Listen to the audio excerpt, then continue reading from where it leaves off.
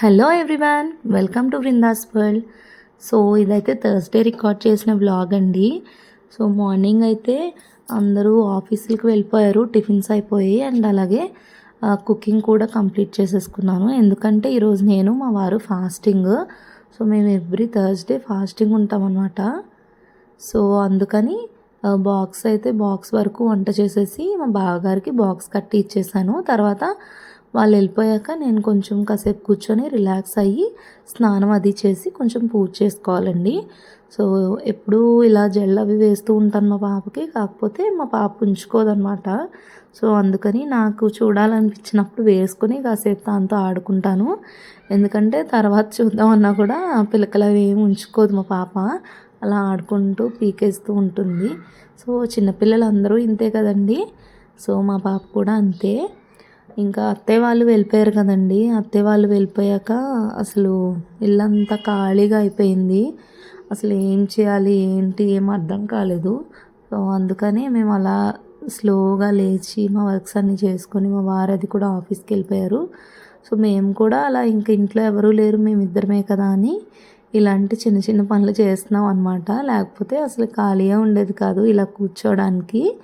ఎందుకంటే అత్తయ్య మావయ్య ఉంటే అసలు టైం తెలీదు. ఏదో ఒకటి మాట్లాడుకుంటూ ఏదో ఒక పని చేసుకుంటూ అలా ఉంటాము. మా పాప అయితే మెయిన్గా అసలు నాకు దొరికేది కాదు, మావయ్యతోటి అత్తయ్యతోటి ఆడుతూ ఉండేది. సో ఇక్కడైతే నేను మా పాపకి పాలు తాగిస్తున్నానండి. మా పాప కోసం అయితే రకరకాలు సిప్పింగ్ కప్స్ కొంటాను నేను, కానీ తను ఒక్క కప్తో కూడా పూర్తిగా తాగదు. సో కొత్తగా ఉన్న ఫస్ట్ డే సెకండ్ డే తాగుతుంది, తర్వాత మాత్రం ఇంకా ఆ కప్ అయితే పాలు తాపిస్తారని తెలుసు కాబట్టి తాగదనమాట. సో ఇంకా అత్తయ్య వాళ్ళు వెళ్ళిపోయారు కాబట్టి ఇంకా డైలీ మా రొటీన్లోకి మేము మూవ్ అవ్వాలి. కొంచెం అలవాటు పడడానికి టైం పడుతుంది, కానీ ఏం చేస్తామండి, తప్పదు కదా.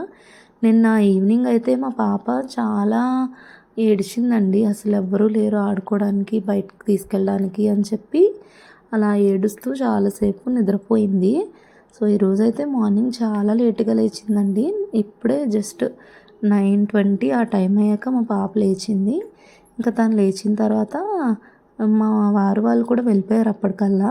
సో వాళ్ళ డాడీకి బాయ్ చెప్పేసి మళ్ళీ ఇలా ఆడుకోవడానికి వచ్చేసాము. సో మా పాప కాసేపు అయ్యాక మా పాపని పడుకోబెట్టి నేను మళ్ళీ పనులు చేసుకోవాలి. సో అత్తయ్య వాళ్ళు ఉంటే ఈ ప్రాబ్లం అయితే ఉండేది కాదండి. పాప పడుకున్నా పడుకోకుండా ఉన్నా సరే పనులన్నీ అయిపోయేవి. సో పాప లేచి ఉంటే మాత్రం ఇప్పుడు చాలా కష్టమే పనులు చేసుకోవడానికి. తను అసలు పనులే చేసుకోనివ్వదు. సో ఇప్పుడైతే నేను స్నానం చేసి రావాలండి.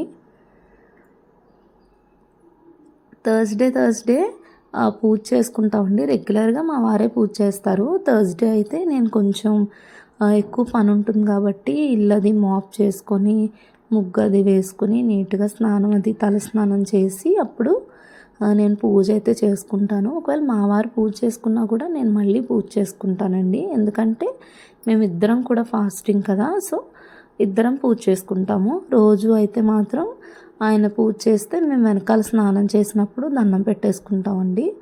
సో హెయిర్ అయితే ఇలా క్లిప్ పెట్టేసుకొని నేనైతే పూజ దగ్గరికి వెళ్ళిపోతున్నాను. సో పూజ అంటే ఏం కాదండి, జస్ట్ నార్మల్గా అందరూ ఇంట్లో చేసుకునేలాగే చేసుకుంటాను. కాకపోతే థర్స్డే కాబట్టి ఎందుకో నాకు చాలా ఇష్టం అండి. ఎందుకంటే నాకు సాయిబాబా అన్న శివుడు అన్న కూడా చాలా ఇష్టము. సో అలా పూజ చేసుకుంటే మనసు ప్రశాంతంగా అనిపిస్తుందండి. సో దేవుడికి అలా దీపం పెట్టుకొని అగరత్తులు వెలిగించుకొని ఇంకా ధూపం వేసుకుంటాం కదండి, ఇల్లంతా ధూపం వేసుకుంటాను నేనైతే. రెగ్యులర్గా మా వారే వేస్తారు. సో థర్స్డే అయితే అలా ఇల్లంతా ధూపం వేస్తే మనసంతా ప్రశాంతంగా అనిపిస్తుందండి. అంటే అంటారు కదా, అలా ధూపం వేస్తే పాజిటివ్ వైబ్స్ క్రియేట్ అవుతాయి, ఏమైనా నెగిటివ్ ఎనర్జీస్ అలాంటివి ఉంటే పోతాయి అంటారు కదా. సో నేను దాన్ని అయితే బాగా నమ్ముతానండి. ఎందుకు దీపం పెట్టుకుని పూజ చేసుకున్న రోజు మనసు చాలా ప్లెజెంట్గా ఉంటుంది. ఎప్పుడైనా వీక్గా ఉండి పూజ చేయకపోతే రోజంతా లేజీగా అనిపిస్తుందండి. సో నేనైతే మార్నింగ్ నుంచి కుక్ చేసినవి, జ్యూస్ చేసినవి ఇవన్నీ ఉంటే టీ పెట్టినవి ఇవన్నీ కూడా క్లీన్ చేసేసుకుంటున్నాను. ఎందుకంటే ఈ మాపింగ్ అవన్నీ అయ్యేటప్పటికి నాకు ఈ టైం అయిందండి, అసలు కుదరలేదు. అండ్ అలాగే మా పాపను పడుకోబెట్టే వరకు నేను ఏ వర్క్ కూడా చేయడానికి అవ్వదన్నమాట. ఎందుకంటే తను ఉంటే నేను ఎక్కడుంటే అక్కడే ఉంటుంది. ఎందుకంటే ఇంకెవరు ఉండరు కదా తనతో ఆడుకోవడానికి. సో తనతోనే ఉండాల్సి వస్తుంది. దాన్ని పడుకోబెట్టి ఇప్పుడైతే నేను స్నానం చేసి పూజ చేసుకున్నాక ఈ పనులు అయితే చేసుకుంటున్నానండి. సో నేను నైట్ కడిగిన గిన్నెలు అవి సర్దేశాను, కానీ ఇంకా కొన్ని ఉంటే అవి కూడా సర్దేసి ఇప్పుడు ఈ గిన్నెలు కడుక్కొని పెట్టేసుకుంటున్నాను. సో ఎప్పటికప్పుడు కడుక్కోవడం వల్ల బెనిఫిట్స్ ఏంటంటే ఎప్పుడైనా లేజీగా ఉన్నా లేదంటే నీరసంగా ఉన్నా కూడా ఓవర్గా స్టాక్ అయిపోయి ఉండకుండా ఉంటాయని నేను మెయిన్గా అలా ఆలోచిస్తానండి. ఎప్పుడైనా మనకి వీక్గా అనిపించినప్పుడు ఎక్కువ పని ఉండిపోకుండా ఉంటుంది. కొన్ని అయితే ఎవరైనా చేసుకుంటారు కదా, అలా అని అనుకుంటాను. సో ఇవి క్లీన్ చేయడం అయిపోయాక నేను నైట్ టిఫిన్ చేస్తాం కదండి, ఉపవాసం కదా, అందుకని పప్పు అయితే పోసుకున్నాను. సో దోశలకి వేసుకున్నానండి. దోశల కోసం పోసుకుని నైట్ నానబెట్టుకుని మార్నింగ్ రుబ్బేసుకుంటే నైట్ కల్లా పుల్లగా అయిపోతుంది. సో అందుకనేసి నేను మార్నింగ్ లేచిన వెంటనే నానబెట్టాను. ఇప్పుడైతే గ్రైండర్లో వేసేస్తున్నాను. సో ఇప్పుడు రుబ్బేస్తే నైట్ వరకు నానితే సరిపోతుందండి. సో బాగా నానిపోతే కూడా బాగోట్లేదు, అందుకే బాగోట్లేదని నేనైతే మార్నింగ్ నానబెట్టి ఇప్పుడు రుబ్బుతున్నానండి.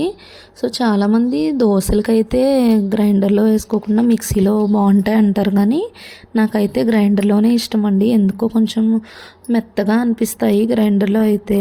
మిక్సీలో అయితే పిండి ఉరుము అవ్వదు అంటారు కదండి, నాకైతే అలా అనిపిస్తుంది. కొంచెం పిండి ఎక్కువ అవ్వదు, తక్కువగా అలా ఉండిపోద్ది, అలా వేసింది అలా అని.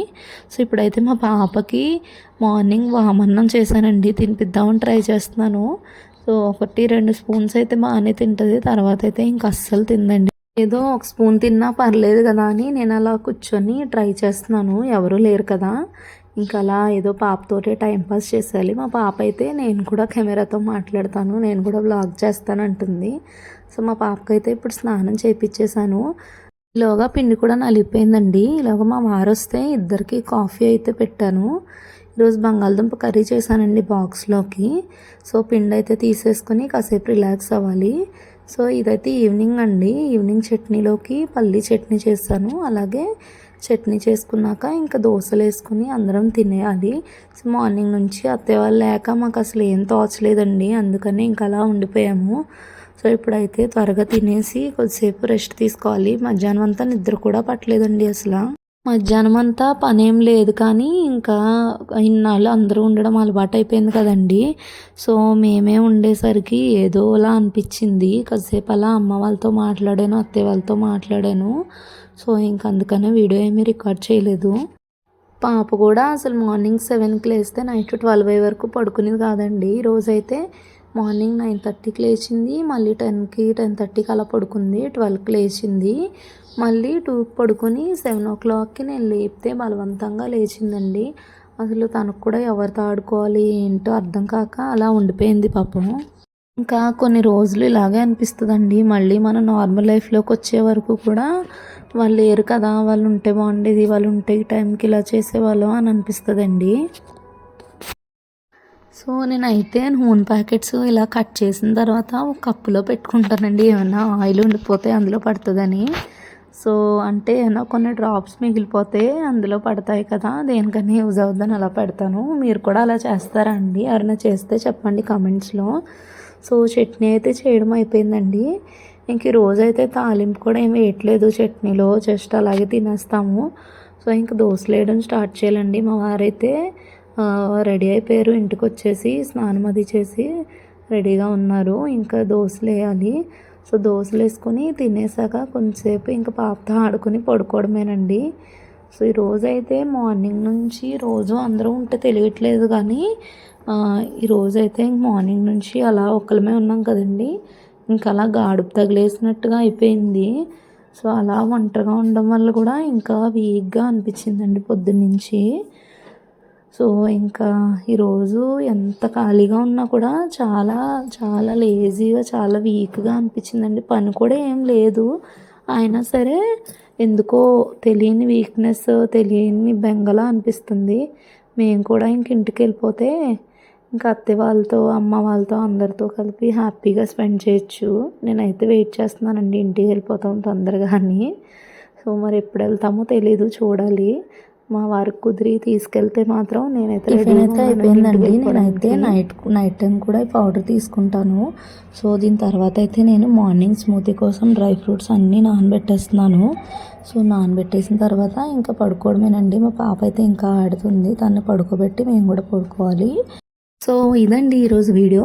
మరిన్ని వీడియోస్ కోసం మా ఛానల్ని అయితే లైక్ చేసి, షేర్ చేసి, అలాగే మీ ఫ్రెండ్స్ అండ్ ఫ్యామిలీకి షేర్ చేసి, కమెంట్ చేసి, సబ్స్క్రైబ్ చేసుకోండి. ప్లీజ్ మా అందరికీ సపోర్ట్ చేయండి. మేము ఇంకా మంచి మంచి కంటెంట్ ఉన్న వీడియోస్, ఇంకా మీరు ఎలాంటి వీడియోస్ అడిగితే అలాంటి వీడియోస్ మేము చేయడానికి ట్రై చేస్తాము.